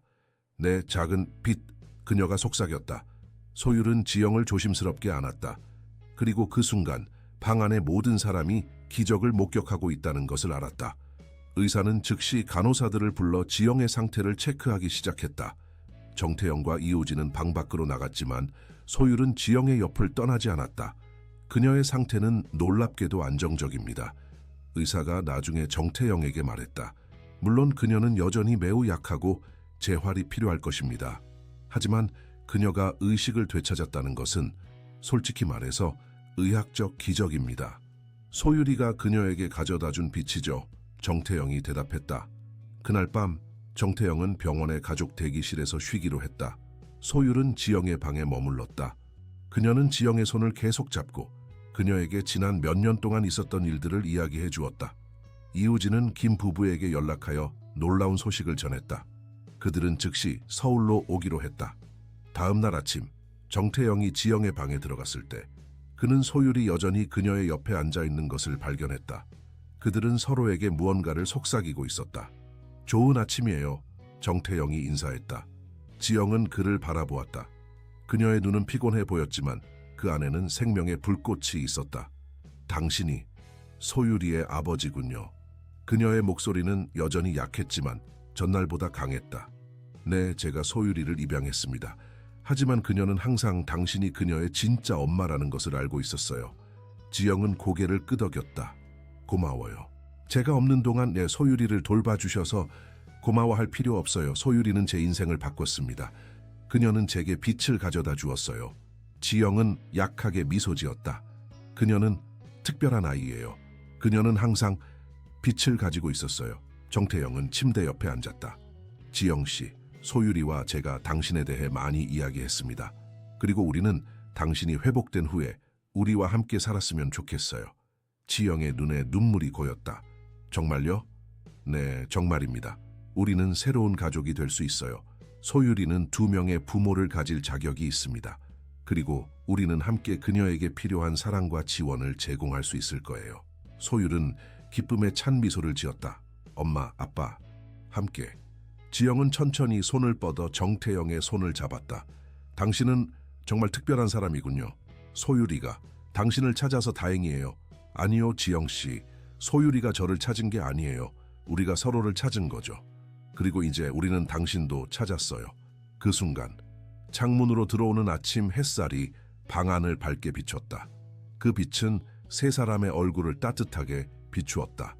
정태영은 이제 그 빛을 더 선명하게 볼 수 있었다. 그의 시력은 계속 개선되고 있었고 그는 이제 소율과 지영의 얼굴을 더 명확하게 볼 수 있었다. 빛이 아름답네요. 그가 말했다. 소율은 고개를 끄덕였다. 우리 모두 빛 속에 있어요. 지영은 그들의 손을 꼭 잡았다. 그녀는 아직 약했지만 그녀의 눈에는 희망과 사랑이 빛나고 있었다. 6개월 후 세 사람은 정태영의 강남 펜트하우스에서 함께 살고 있었다. 지영의 회복은 느렸지만 꾸준했다. 그녀는 이제 도움 없이 걸을 수 있었고 그녀의 말하기 능력도 거의 완전히 회복되었다. 소율의 언어 능력도 놀랍게 향상되었다. 그녀는 이제 거의 정상적으로 말할 수 있었고 학교에서도 뛰어난 성적을 보이고 있었다. 그녀의 미술 재능은 계속해서 발전했고 그녀는 이제 촛불 외에도 다양한 주제를 그리기 시작했다. 정태영의 시력은 기적적으로 계속 개선되었다. 그는 이제 거의 정상적인 시력을 가지게 되었고 세상을 새로운 눈으로 바라볼 수 있게 되었다. 그는 처음으로 바다의 푸른색, 하늘의 무한한 확장, 그리고 가장 중요하게 그의 가족의 얼굴을 볼 수 있었다. 어느 저녁 세 사람은 함께 저녁 식사를 하고 있었다. 창문 너머로 서울의 야경이 빛나고 있었다. 오늘 특별한 날이에요, 정태영이 말했다.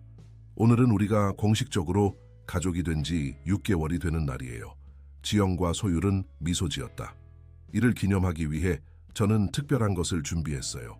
정태영이 계속했다. 그는 테이블 위에 작은 상자를 올려놓았다. 이게 뭐예요? 소율이 물었다. 열어봐. 소율은 상자를 열었다. 안에는 3개의 작은 목걸이가 있었다. 각각의 목걸이에는 작은 촛불 모양의 펜던트가 달려 있었다. 이것은 우리 가족의 상징이에요. 정태영이 설명했다. 3개의 촛불이 함께 빛나며 어떤 어둠도 물리칠 수 있어요. 지영의 눈에 눈물이 고였다. 정말 아름다워요. 소율은 즉시 자신의 목걸이를 목에 걸었다. 그녀는 행복에 찬 미소를 지었다. 우리 가족이 항상 함께 있을 거예요, 그렇죠? 그녀가 물었다. 정태영과 지영은 서로를 바라보았다. 그들은 처음에는 소율을 통해 연결되었지만 이제는 그들 사이에도 깊은 유대가 형성되어 있었다. 그들은 함께 소율을 사랑하고 함께 그녀를 양육했다. 그리고 그 과정에서 그들은 서로에게도 특별한 감정을 갖게 되었다. 네, 소율아, 정태영이 대답했다.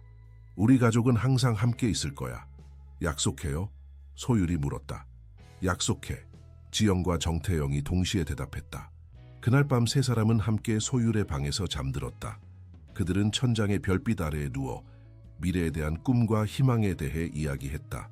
소율이 잠들었을 때 정태영과 지영은 조용히 대화를 나눴다. 당신이 우리 삶에 들어와서 정말 다행이에요, 지영이 말했다. 당신이 없었다면 저는 소율이를 다시 만나지 못했을 거예요. 아니요, 지영 씨. 제가 감사해야 해요. 소율이와 당신은 제게 새로운 삶을 주었어요. 당신들은 제게 빛을 가져다 주었어요. 지영은 미소 지었다. 우리 모두 서로에게 빛을 가져다 주었네요. 정태영은 고개를 끄덕였다. 그게 가족이 하는 일이죠. 우리는 서로의 어둠을 밝히고 함께 앞으로 나아가요. 그들은 소율의 양쪽에 누워 그녀의 평화로운 숨소리를 들었다. 천장의 작은 조명들은 마치 은하수처럼 빛나고 있었다. 이제 우리는 모두 빛 속에 있어요. 지영이 속삭였다. 네, 정태영이 대답했다. 그리고 우리는 절대 다시 어둠 속에 있지 않을 거예요. 그들은 서로의 손을 잡았고 소율은 그들 사이에서 평화롭게 잠들었다. 세 개의 촛불 목걸이가 달빛 아래에서 반짝였다. 그것은 마치 그들의 운명이 영원히 함께 묶여 있다는 약속 같았다. 그리고 그것은 진실이었다. 한때 어둠 속에 있던 세 사람이 이제는 서로의 빛 속에서 함께 빛나고 있었다. 그들은 각자의 방식으로 서로를 구했고 함께 새로운 삶을 시작했다.